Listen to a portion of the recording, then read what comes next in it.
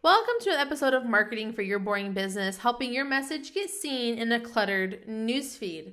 With all of the craziness that happens on social media on a regular basis, algorithm changes, all that fun stuff that we've talked a lot about on the show, there's a big part of Facebook that we are missing, and that is Facebook groups. Now, people that have been on the show have mentioned it from time to time, and I felt that it was time to dive in to Facebook groups so that you guys can know how you can use it for your business, whether it's to create community, to monetize, or whatever it is your goals are with your social media. Facebook groups is another option and another place for you to accomplish that.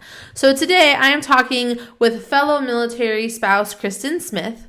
Kristen started blogging as an outlet during college. From there, content creation and a dynamic online presence, power growing and selling blogs, profitable brand partnerships, ghostwriting opportunities, and works with professionals from new entrepreneurs all the way up to Fortune 500 executives.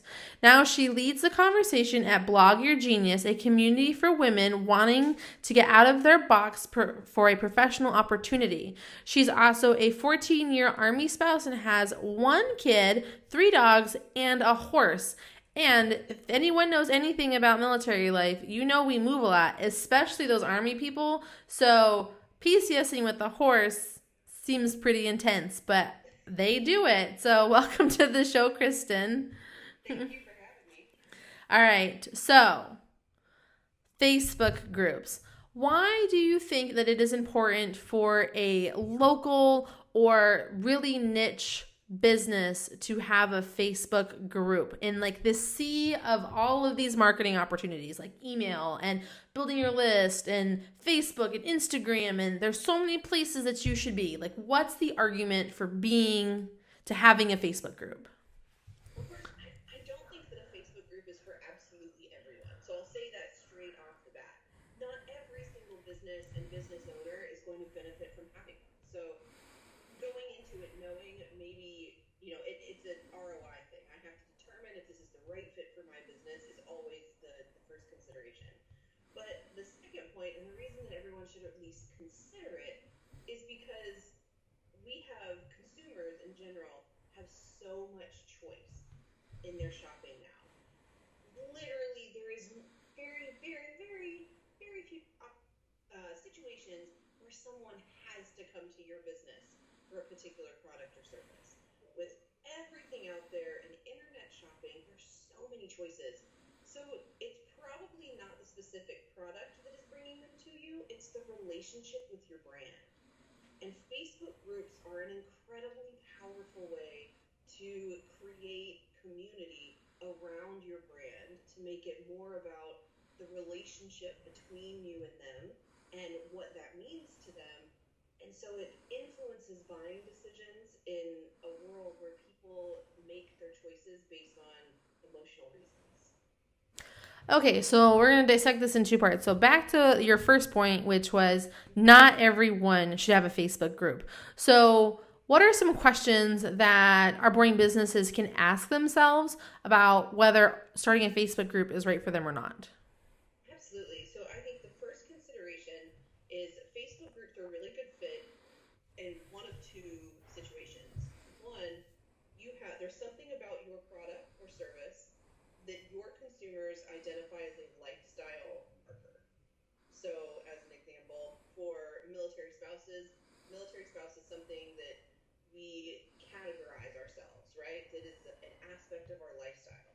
So a military spouse is a kind of um, descriptor that we would use to create a Facebook group. Another one might be people who live in a specific area who have school-age kids. If your consumers are consistently parents living in a geographic area with school-age kids because you cater to children of that age, maybe a salon that specializes in kids' haircuts. That's a really great business that would benefit from something like a Facebook group because it's a lifestyle factor, right? So lifestyle factors that are differentiators make a great uh, perspective for a Facebook group because you have something to deliver value around. So that's a really good one. The other category that really benefits from Facebook groups is when there's an education component. So if there's anything about your business that requires ongoing education of your client or consumer base, then that's another one that benefits from it. On a flip side, as opposed to the kids salon, maybe a high-end salon where you have either women or men who have an interest in ongoing maintenance of hair or skin or self-care, but they're going to want to be coming back and they're going to want to know about new things that are happening and ongoing trends or upcoming trends. If there's any kind of ongoing communication piece, that's another business that would benefit from a Facebook group. So like for our boring businesses, maybe let's put that in a little bit of context. So from what it sounds like you're saying, I'm going to use like a dentist as an example. So if a dentist wanted to start a Facebook group, he could go about it in two different ways. He could, one, create a business for maybe the area he services, like his zip code or an area that he lives in where it's like, the people of 90210, right? And it can be a Facebook group that he leads. And maybe he could even include other service-based businesses as a part of this community. So it's like, okay, I'm a dentist and, people that have dentists, maybe there's also someone that does pool care and someone that's a roofer and someone that's a plumber and someone, these kind of things that everyone needs, and they service a specific area. So those people could create a Facebook group specific for that that community, like that literal community, like through a zip code or an area. Absolutely. And with groups, you have the opportunity to really kind of focus in. And for example, speaking to your dentist, I would probably suggest that the dentist focus on things that have to do with health and wellness. So maybe the dentist gathers together a group of businesses that all have something to do with health or wellness. And in this group, they provide, education about things that are going on locally and resources locally. And so there's a lot of benefit for their particular customer who is interested in those services. Okay. And so with your other point you're talking about, with the other kind of group that you can do, that would be like an experts group. Like maybe you make a Facebook group for dentists of your state. And like, this is where all the dentists go to share the latest information and what's going on. And the reason that would have value for your bottom line of sales and getting people in the chair is because if you are up to date with the latest technology and like maybe you have speaking gigs, you have resources, people to turn to, you're able to share that maybe with this other community you've created or directly with your clients. Absolutely.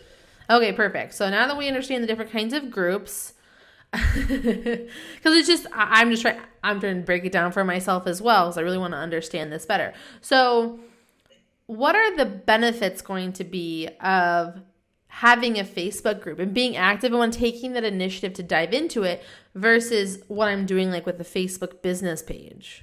Right. So Facebook business pages and groups are treated quite differently when it comes to the algorithm. And like with all things Facebook, it changes constantly. So I wish I could tell you that groups show up in your news feeds more than business pages, but it's Facebook, so things are likely to change.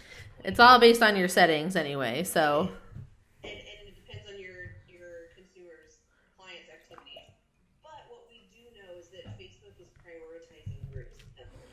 We know that they've changed their mission to reflect the importance they place on bringing people together and starting conversation. And because groups are the feature on Facebook that is designed specifically for that, we know that they are putting a heavy emphasis on groups and the connections that people make, and groups are a place where that happens. So Facebook is kind of primed to optimize your connection with people through groups. So we might as well use what Facebook is wanting to do, kind of like with video, it's the same sort of stuff. At the same time, there's also, kind of the flip side is it's a little bit less formal way to connect with your consumer base as opposed to pages. I tell my clients on a regular basis that your Facebook page is like formal announcements, right? So there's conversation and there's engagement there and there's all of those things, but you always have to look at it a little bit like a business card or an official communication channel. It also has the benefit of you can Facebook advertise. So you can like tap into that advertising component of it and really share that there. And if you're doing it right and like having a regular presence, you're making Facebook happy, especially if you're giving them money. And I personally feel like Facebook is really falling into this place of Google. Like you have to have a website and you have to be there. So it's like two thought processes tend to go through people's heads nowadays, which is, all right, I'm going to go look up online. Okay, they have a website. Cool. Oh, hey, look, they have a Facebook page. Let me go see what they're doing. If they've posted in the past week or two, I know that they're like taking their business seriously and that they're being active, and it's just the mindset. And I feel like maybe it's a millennial mindset, but it's still a mindset people are going into. So that's where I personally feel where Facebook pages kind of live. I find Facebook pages are one of those like necessary marketing channels to prove that you are a real functioning, respectable business. People want to be able to tag you as a business when they talk about you on Facebook, so your business page is vital for that.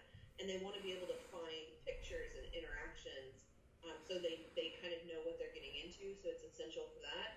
A group is where you actually connect and have a conversation. Awesome. So if your business would benefit from having an ongoing communication or ongoing conversation with your clientele, then it's worth looking into. So I want to touch on something that you just said right there. So you said if your business wants to have an ongoing, more personal relationship with your customer, doesn't that mean then you have to be doing it as an individual versus a business page? Because I feel like with like a Facebook business page, like that's like the overarching, like the umbrella brand, like we are these lawyers, we are these dentists, we are this construction company. But I feel like when you get into a Facebook group situation, that's like where I want to talk directly to my dentist. I want to talk directly to the guy putting those roofs, together. I want to talk to my plumber directly. Is that what we would expect in a Facebook group? You do expect, because you have to interact with groups from a personal profile. So you can interact as a page, but it's very clearly, the page.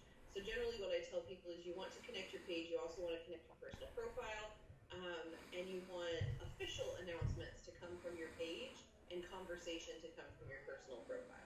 That's a fantastic way to break them up. Official announcements versus personal conversations. Exactly. Because you're right, it gives people a way to kind of connect with the person behind the brand. And like I mentioned before, if they just want a product, they can go to Amazon and probably get it, and likely cheaper, right? Because Amazon's the master of loss leaders.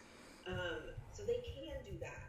But we know that people like to touch and feel things, and they like to have a connection. They like to have someone to ask questions.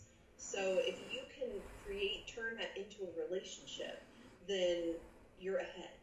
And why would we not take advantage of that? Awesome. So let's just say like committed to the Facebook group now. I've got like a bumping Facebook page. Like I've got that on point, and now I'm like, okay, what's the next step? Let's build those relationships. Besides setting it up and branding and all the like finer points, what do I do? Like, how is what I'm posting in this face? Like, what different content am I posting in this group? How do I add people? I mean, I know there's a lot of like rules and etiquette about like how to add people, how to not add people, all that kind of stuff. So let's unpack that part. Okay, so when you're standing up your Facebook group, there's a couple of things that you have to establish from the beginning. So when it comes to adding people have to ask to join.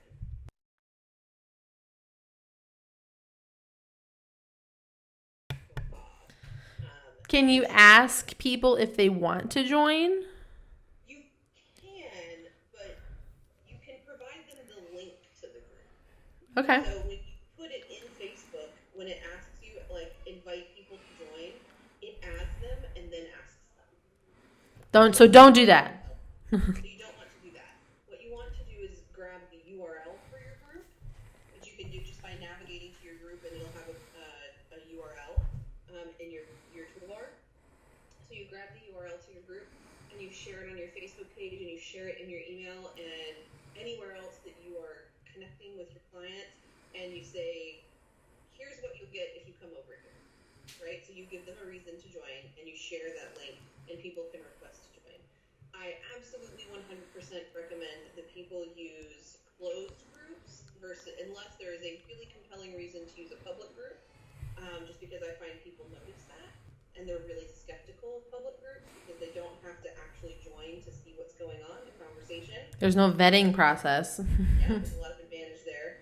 And also, Facebook lets you ask 3 questions of people when they join, and it's just a really good way to weed out spam. Because it's pretty obvious when you ask questions who is spam. So something like if you are a local business, you might want to ask, how long have you been a member of X community? It's not really about how long they've been there. It's about the fact that they live there, right? So, but asking a couple of basic questions like that just to establish relevancy to what you have going on, just to protect your community a little bit. So that's kind of your first step, is setting that up.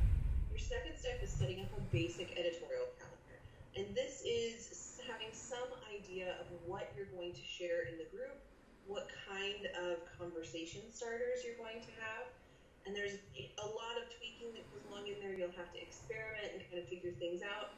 But from the get-go, generally, I would recommend people have kind of 2 weeks of posts prepared when they first start their group. So you're not sitting down every day trying to figure out what you're going to talk about. People like consistency. So from the very beginning, I always recommend that people utilize groups for going live, because it's a great way to, again, boost that personal connection.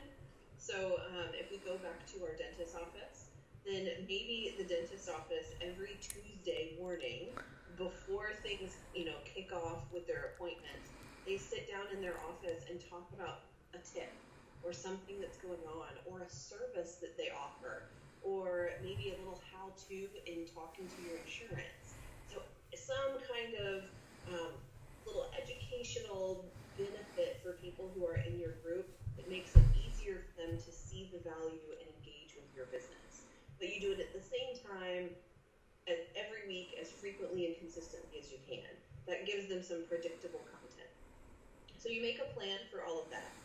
And then your next step, as you get to the point where you're ready to start adding people to your group, you find your cheerleaders. And this is a really essential part of growing an engaged, effective group. Because the reality is that you can't carry a conversation by yourself, right? It takes multiple people and give and take. And people do not like to be the first person to stick their head up and ask a question. They want to kind of go with the flow, and they want to see what everybody else is talking about first. So I really recommend that people find 5 to 10 folks. And back to our dentist, this might be the hygienist, right? And maybe a handful of longtime clients that they know, are their brand evangelists. They know are the people who refer folks and they talk about them. It might be the people at the practice. It might be folks that they have some kind of business relationship with. So we add those people to the group first, and we encourage them to get the conversation started.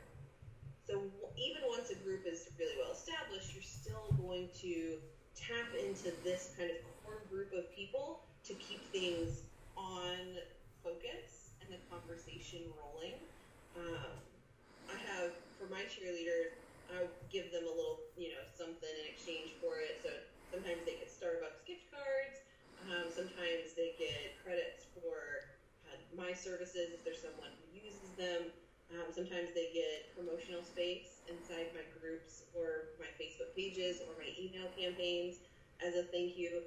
But these are the people that I tap when a conversation is kind of going off the rails, or if I have a promotion but I want to promote it really organically, I'll tap them and say, hey, can you ask this question in the group so that I can respond to it and promote that way.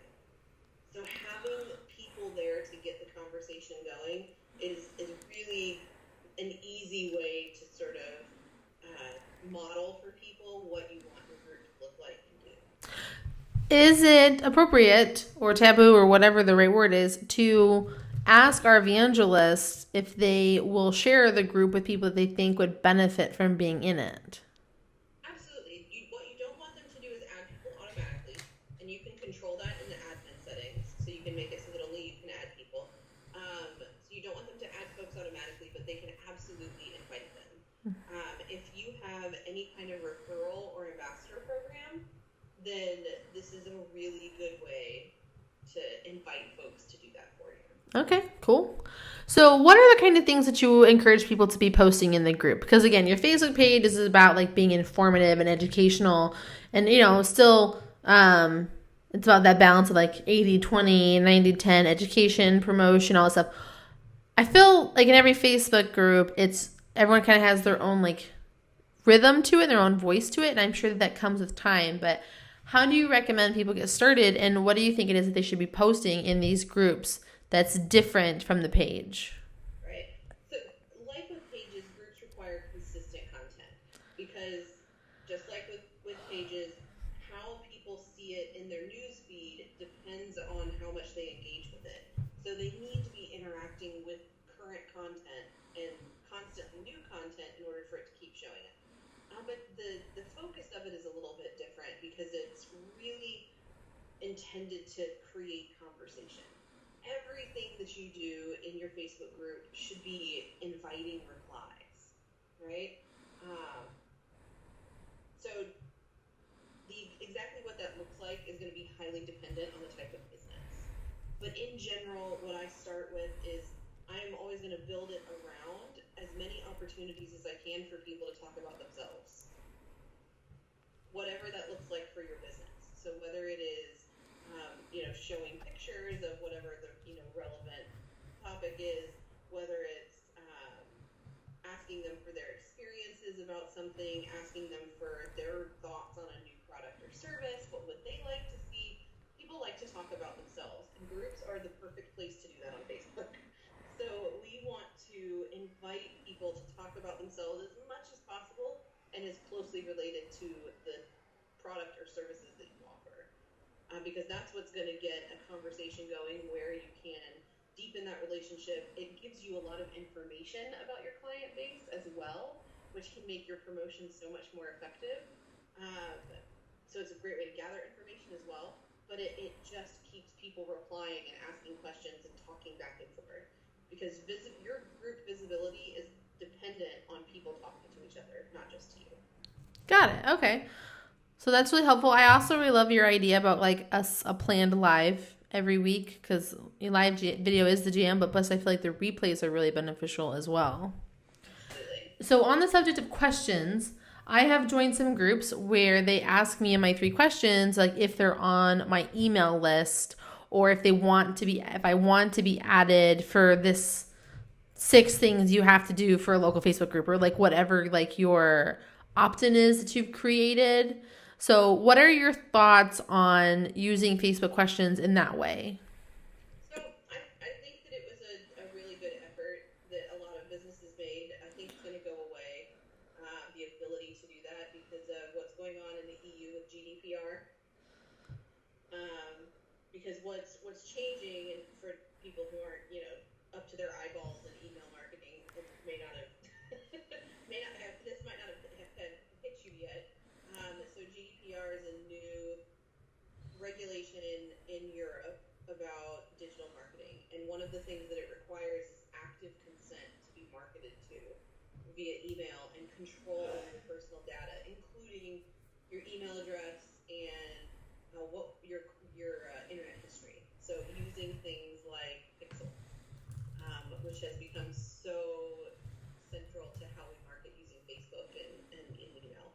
So, but one of the things that's going to happen is that GDPR requires that people actively check a checkbox and agree to being marketed to, which means that where it used to be is we would offer people an opt-in, they would sign up, get the opt-in, and then we could send them marketing emails. If this for Europe currently, we can't do that. So now with GDPR in effect, they have to also agree to be marketed to and receive the other emails, or all we're allowed to send them is the opt-in. Mm-hmm. So those are separate consents now. Yes. And so there have been people, I've seen it quite a bit, of asking that question and manually putting people onto your list. I don't think that's going to fly moving forward.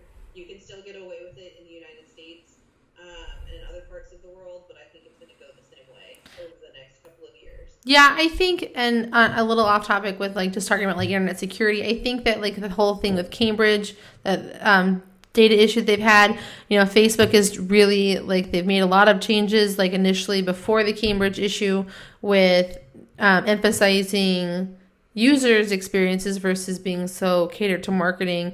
I think the Cambridge thing has even made it worse. And like, they just had the big Facebook conference at the time of this recording, where they're also going to be introducing a clear history tool, which is essentially like when you go to your internet browser and you clear like your cache and your cookies and your passwords.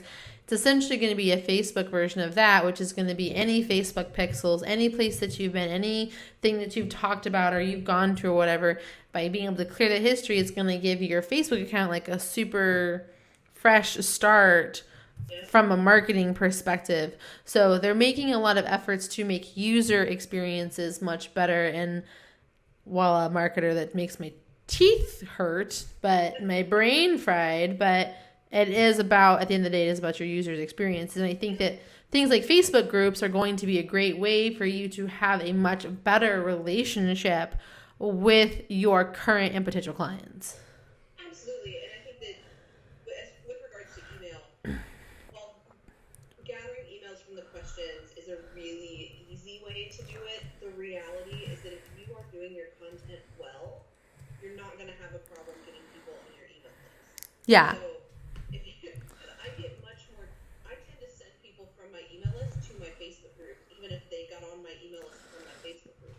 Because it's harder to get seen on Facebook than it is through my email. But if every single Facebook Live you do should have a call to action. And consistently, at least once a month, that call to action should be to get them on your email list.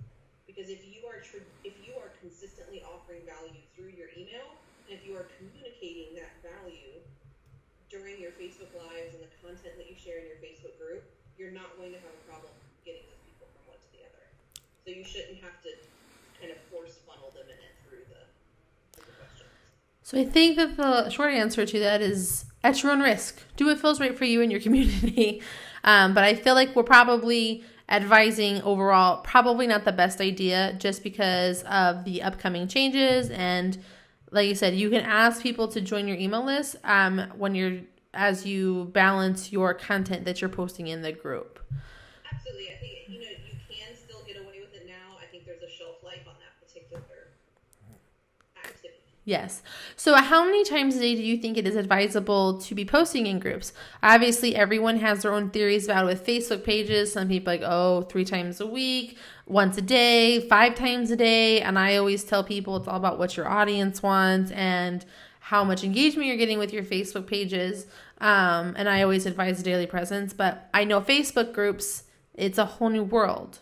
So what have you found to be successful on average for Facebook groups, and how many times they should be posting?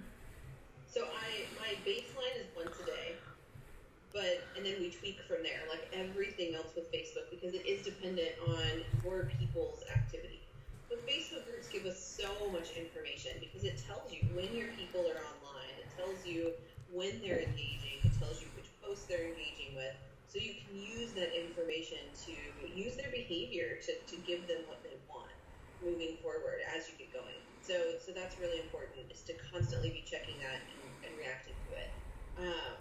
But as a starting point, I always start with once a day, but more important than what you are posting, it's going in and replying to people. So once you get your group to the point that people are consistently replying to your posts, and the best way to do that is to ask them to talk about themselves. So once you have that, then you have to go back in and reply to all of them. And then come back and engage and ask them questions, engage them in conversation. Because what you don't want to have happen is when someone gets into your group and they look at the group wall, it be post after post after post of just you talking to people. You don't want to talk at people in your group. It has to be a conversation. So you have to plan your content around what are people reacting to, how frequently will they respond, because maybe they'll only respond to you 3 times a week. And so you need to dial back your content just a little bit. And that's why groups are great. This is why I talk about you can share the love a little bit and take some of the pressure off you by having those cheerleaders. So it might be that you post, 3 to 4 times a week, but you have a couple of people, either people that work in your business or other businesses that you're collaborating with, or great clients that you're going to offer them a little referral, bonus or something. And you talk to them and, twice a week, they're going to come in there and post a question and some sort of picture or something of what they did with your product. Awesome. Okay, so now for the big question.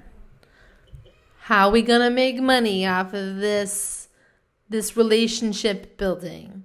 Because at some point, all of this effort, all this community, all of this chatter needs to lead to those dollar bills. So let's talk monetization. What does that look like? How does it work? Just go for it. So again, here the short answer is it depends on your business, which I realize the answer sucks because we all know it, but at the same time, it's true. The most traditional way, so it is against Facebook's terms of service to charge for a Facebook group standalone. There are lots of people who do it, and there are lots of people who consistently get shut down because of it. Those groups get closed. So you cannot charge people $6 to get access to my Facebook group. Now, what you can do is charge people $6 to get access to this program and this nice workbook PDF and, blah, blah, blah, some other service. And there's a free Facebook group that goes along with it, which is how most people get around it. Nice loophole. Right. And the primary benefit that you're getting, though, is the Facebook group. So that's kind of the traditional way. The other traditional way is or probably the most frequent way we see it used, is that Facebook groups are free, but the Facebook owner uses it to promote. And it's essentially like an email channel, in the sense that they share paid offers and things like that. The best monetization strategy and highest ROI for your Facebook group is going to depend on how your clients and customers use Facebook and where they find information, and then how you use Facebook and whether you find it beneficial. So there's a little bit of a Venn diagram going on there, and we have to figure out where those two things overlap, and if where they overlap is a Facebook group in order to decide if it's monetizing. But if your people are consistently reacting to Facebook groups, and if you really enjoy that method of communicating and interacting with people, then it's worth considering. There are a couple of different functions that you can do. Facebook has recently added, if you are in a business where education is part of your business model, where you are presenting your clients or customers with education on a consistent basis, Facebook groups have recently added in the education type Facebook group, because you get to say what type of group you have, the ability to create units, which has some really interesting implications moving forward for utilizing Facebook group as a tool for online education. So there's some opportunities for that, or you can have a class and use a Facebook group for the class. So that's one way of monetizing, where you can charge people to have access to information, basically. So it becomes an informational product, and the Facebook group is a part of that. The most popular way to monetizing it is looking at it like an email list and saying, I'm going to use this editorial calendar, and I'm going to consistently promote this marketing calendar's worth of material to drive traffic to my offers and convert off of that. The most important part of that is knowing how those promotions convert so that you can establish ROI and decide if that's an effective channel for you. Another way to monetize would be relationships with other businesses. I think that local and super niche businesses underutilize the power of affiliates and referrals. It's a really spectacular way to add a passive income stream to your business that works even when you have to take time off, or when you have some downtime, or you're in an off season. So when you gather together all of your clientele in one place in a Facebook group, and then you share with them products and services that they already need, but they trust you to give a recommendation, and you earn income off of referring that. That's a great, massive income stream to add to your business, because it's based on the trust that you've built, and it deepens the relationship that you have with those clients and makes it more likely for them to see you as a resource, and they're going to come back to you anyway. That's my personal favorite way to monetize Facebook groups. And the other this is also heavily dependent on what type of business you have, but using a Facebook group to position yourself as an expert and an authority is a really underutilized way, I think, outside of online business. Online businesses do this all the time, and daily. It's kind of the cornerstone of online business, is using Facebook groups to establish yourself as a subject matter expert in your topic. But it's underutilized for things like local businesses, and I think service-based business, in-person service-based businesses. But positioning yourself in the community by having a community group as an expert on your community, and specifically on this particular service that you provide, opens the doors to collaborations and to things like speaking engagements and enhanced relationships with other businesses in the community that are a really powerful stepping stone to growing your business, scaling your business. And all of those things can be a little bit difficult to measure ROI, so you just have to have a really firm grasp on what you want out of it in order to decide if this is an effective way to go about it. Wow. There's a lot of wowing going on in my brain. That's a lot of really great, a lot of options, and a lot of ways. I'm sure that I didn't think about it. I'm sure our listeners are like, wow, I didn't think about that either. So that is a lot. It's incredibly flexible, which can be paralyzing, because there's so many different ways that you can go. But no matter what it is that you want to do, the key to it is saying, okay, here's what I want to accomplish with my Facebook group in the next 6 months, and here's how I'm going to measure it, and then marching on. Awesome. Well, I think that you have given us, myself included, and all of us boring business owners, a lot to think about when it comes to what we need to do to create a Facebook group. And again, like we talked about, Facebook groups, collaborations are a great important part, and we're here to help each other grow together as a community. So since you now are a part of the Marketing for Your Boring Business community, how can people find you so they can, one, follow your blogging genius and learn more about that, but also maybe connect with you to learn more about Facebook groups? Absolutely. So you can find me on Facebook, talking about Facebook, at Blog Your Genius Community. Pop us in there. Also, blogyourgenius.com. And if you go to, I have 2 groups, separate groups, like 3 separate groups, actually, depending on your business. So there's the Blog Your Genius group itself, which you can find connected to my Facebook page. I also have a group specifically for military, content creators, and business owners and nonprofit leaders.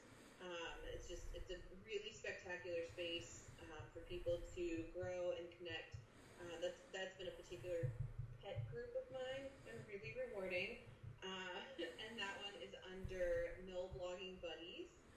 So if you Facebook search for that's the easiest way to find it. And then I also have a group specifically for writers, which has been a really spectacular little community that has grown. I think we have about 6,000 people in there right now, but lots of paid writing opportunities and things like that. But all of those are listed on blogyourgenius.com under groups. Well, we will make sure to include a link to that in the show notes. Also, to help you guys out, I have a bunch of I have a bunch of YouTube videos on like the specific, like how to set up a group, how to link it to your Facebook page, how to add questions, and of course, some tips on how to create an engaging Facebook group beyond what Kristen has talked about today that I will include as well in the show notes. So if you are looking to set that up and you have about like an hour of time that you want to dedicate to your marketing for this week around Facebook groups, highly recommend that you go there after listening to this amazing or this amazing Facebook group information that Kristen just like for us today. Probably one of the best podcasts, in my opinion, we've had in a long time. Thank you so very much for being on the show today, Kristen. I am just, my mind is busy. It's ready to do this, guys. Be on the look for the Marketing for Your Boring Business Facebook group. It's going to happen. So you heard it here first. So, all right, guys, if you enjoyed this podcast, if you could please show some love on whatever channel you use to listen to this, whether it's iTunes, Google Play, or Stitcher, I would greatly appreciate it. And like we always say in military life, it is never goodbye. It is see you soon. So until next time, I will see you soon.